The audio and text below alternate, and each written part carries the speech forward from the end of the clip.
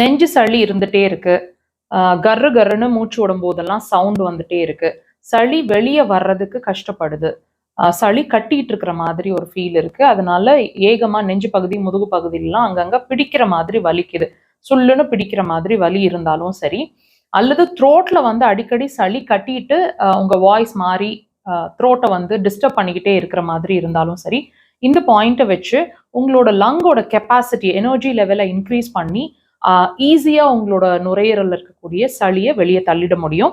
Location பாருங்க, பாமோட முடிவு தம்மோட முடிவு அந்த க்ரீஸ்ல அந்த பாயிண்ட்டை மார்க் பண்ணியிருக்காங்க, தெரியுதுங்களா?